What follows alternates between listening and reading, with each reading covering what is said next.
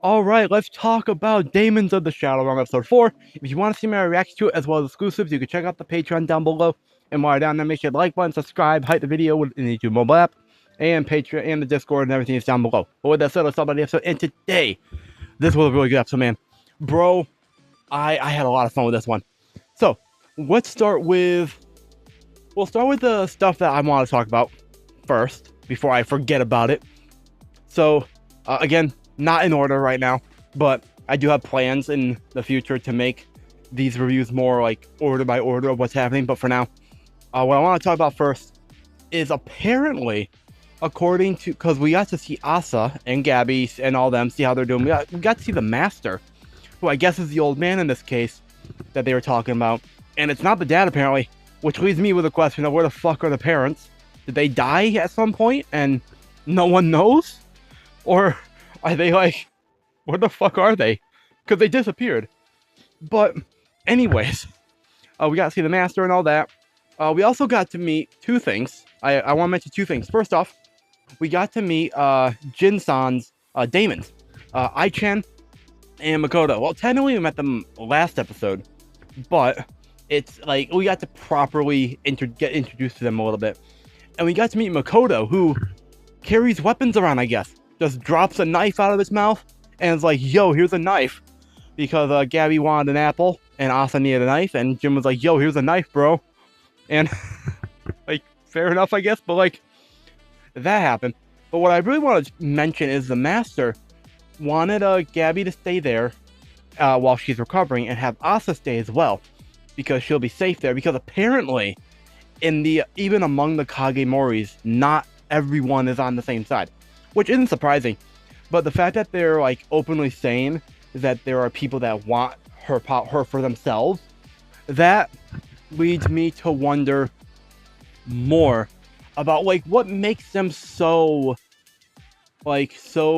important to like split up a group, like a family, essentially, the Kagemoris. Because like it's one thing if it's like separate groups, like with different names going after it, but like within the group itself being like, yo, we want her too, but like for different purposes. Like I have questions. I want to know more about that. But with that, we also got to see the Master be like, yo, Jin-san, go find them. Go find Yuru. And he's like, yo, okay. And then, yeah, but he doesn't know what he looks like. So they do drawings, and surprisingly, Gabby-chan's, and I know technically she's just Gabby, but everyone else calls her Gabby-chan, and so it's easier just to call her Gabby-chan as well. And it suits her, I guess. But her Daemons, they're like really good artists. Their faces are need a little bit of work, but like they're good artists on their own. And so that was funny. That was a funny scene. And so they do all that, and at the same time at the apartment, or around the same time, I guess, probably at the apartment where Dera-san, Hana, and all them are staying now, they are like getting settled in. We're introduced to Hana's Daemons, who are I unfortunately forgot their name. It's like the tiger and the wolf, I think. Well, tiger in the front, wolf in the back. That's like there's like a thing for them. I think that's what it was. But like they're funny. I like them.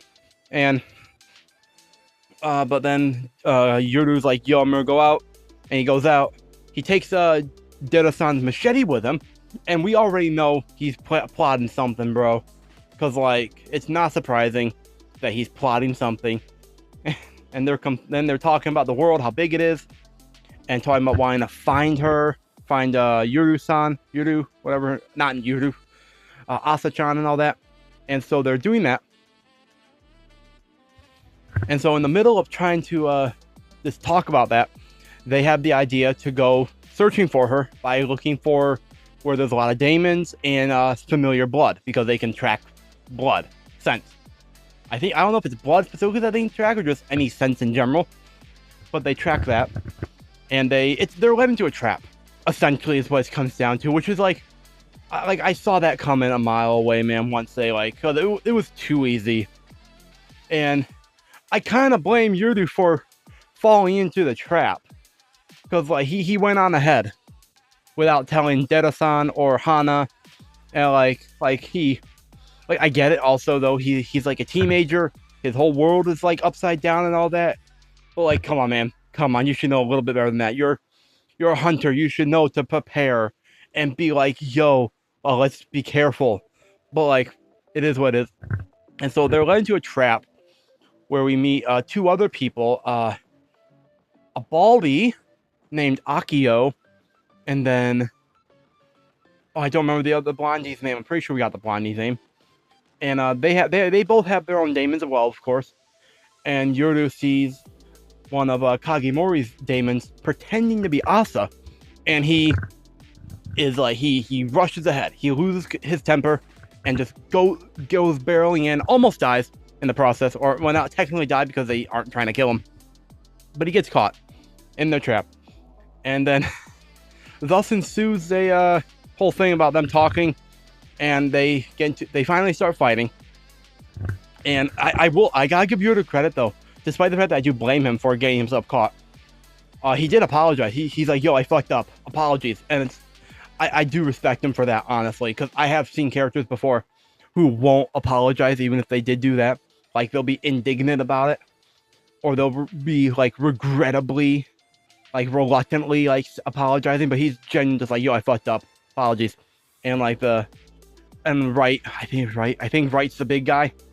I'm pretty sure Wright's the big dude. And he's like, yo, it's fine. I don't blame you. And I mean, yeah, again, he's a teenager. I don't blame him completely, but I do think like he's not a child. He's a teenager. So I do think he should have some more what's the word? More brains on him than just than like a child would. So with that, anyways, it starts a fight happens. And the part of the fight that stood out the most to me was we met someone's a tortoise and a rabbit bunny rabbit, a rabbit's Daemons.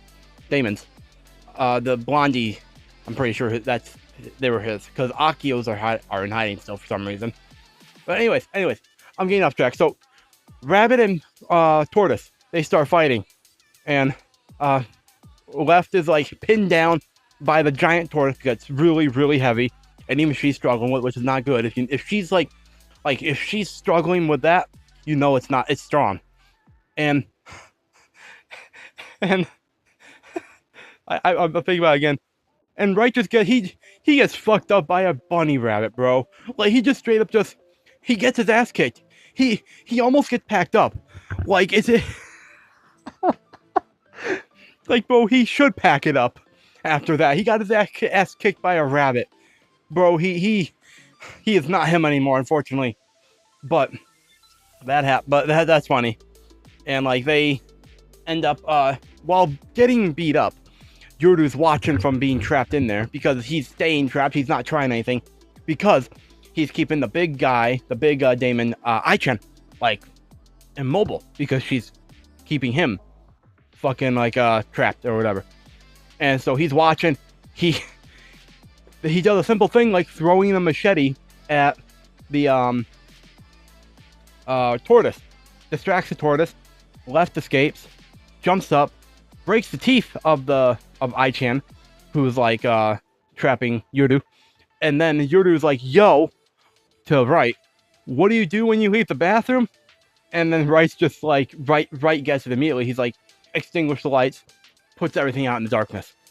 And then what follows is a really dope scene of Yoru just easily might I add, taking out Jin, like swiping him at the knee or the shin, swiping at the ankle, shin area, getting him down and putting a machete to his throat. That was a dope scene. And the reason it worked is because they thought he was running away. Because the rabbit was like, yo, I sense the Daemons leaving. And like, they thought nothing of it. But then Jin was like, yo, I remember something that she said, Asa.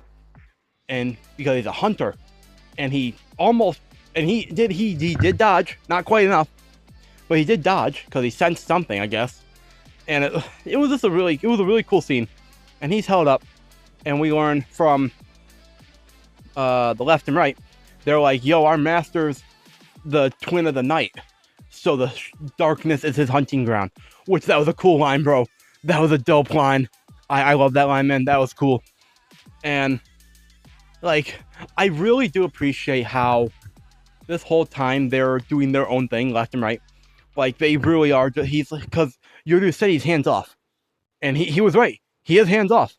And so, like, yo, that was just a really cool scene to see.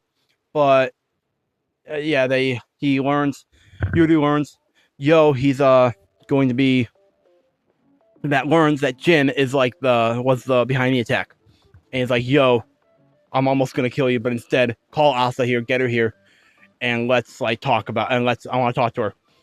And yeah, not surprising. But the thing is, here's the thing: this whole time, the whole end of the scene when he's getting caught, I am fully convinced that that shit was way too easy.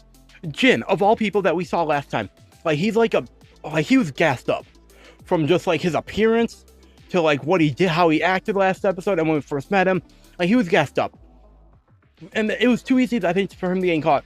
And here's the thing: we never saw the Baldies, like what do you call them, Daemons. We never saw them. They're in hiding still. Like something's up there. I know it. I'm positive that they're gonna be a real problem. Like, there's no way it's as simple as them getting caught. I just don't believe it. I can't buy it. I don't buy it, unfortunately. But it could be the case.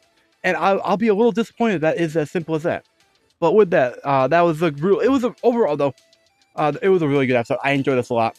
And I am very curious what your thoughts are in the comments down below. If you enjoyed this video, let me know. Hit that like button, subscribe, hype the video in YouTube mobile app, Patreon down below for the full length and exclusive reactions. And of course, you always get and as of now, you are in fact getting your names at the beginning and end of every single one of my videos. Helps me out a lot and allows me to do what I do. Seriously though, this really is helping me out. Like, the Patreon actively is supporting me being able to continue doing this despite the problems I've been having. So like, I genuinely appreciate all the help and all the support. It means a lot, man. And yeah, I hope you stick with me, because these are going to be happening for a while longer, probably another month or two if I had to guess. But yeah, thank you all so much for watching, and until next time, my name is Mark. Never stop being yourself, stay safe, and I will see all you incredible people in the next video.